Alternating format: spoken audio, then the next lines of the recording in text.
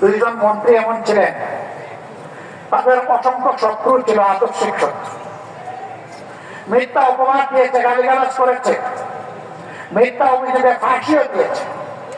কিন্তু এই তিনজন তিনটা মন্ত্রণালয়ে যখন দায়িত্ব পালন করেছেন, তারা মাইক্রোস্কোপ টেলিস্কোপ দিয়ে কোনো অপরাধ অথবা কোনো দুর্নীতি আবিষ্কার করতে পারেননি। এই দুইজনের 4 হাতের 20 আঙ্গুল ছিল পরিচ্ছন্ন, স্বচ্ছ, জর্জর। কোরআনের কর্মী যারা বনে, তাদের চরিত্র এমনই হয়। আমরা যেহেতু কোরআনকে নিয়েই, আমরা নই, আমরা আল্লাহর কোরআনকে রাষ্ট্রের সংবিধান হিসাবে প্রতিস্থাপন করতে চাই।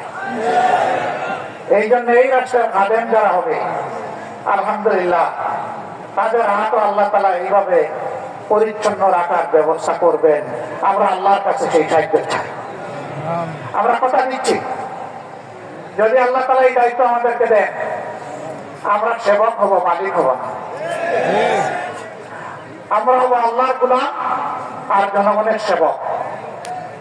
আমরা আল্লাহ ছাড়া এই রাষ্ট্রে কাউকে ভয় করবো না, এবং এই রাষ্ট্রের জনগণকে আল্লাহ ছাড়া কাউকে ভয় করতে হবে না। অমুক এসে ডাক্তা মারবে, অমুক এসে দখল করবে, অমুক আমাদের ঘাড়ে ধরবে, অমুক আমাদের মাথার উপরে উঠবে, এ রাষ্ট্রের নাগরিকদের এই ধরনের দুশ্চিন্তা করতে হবে না।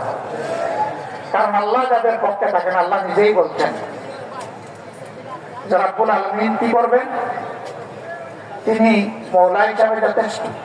হাসবুনাল্লাহু নি'মাল ওয়াকিল।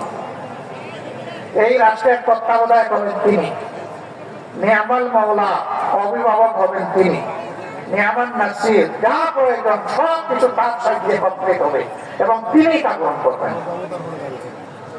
আল্লাহ বলেছেন আসমান এবং জমিন দুইটাকে উর্বর করে দাও এই রাষ্ট্রের জন্য।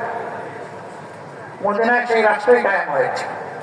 এই রাষ্ট্রের সুফল সমস্ত দুনিয়া ভোগ করেছে। এই জন্য দুনিয়ার রাষ্ট্র ব্যবস্থার ইতিহাসে মদিনার রাষ্ট্রকে চ্যালেঞ্জ করার মতো শক্তি আজও কারো হয়নি।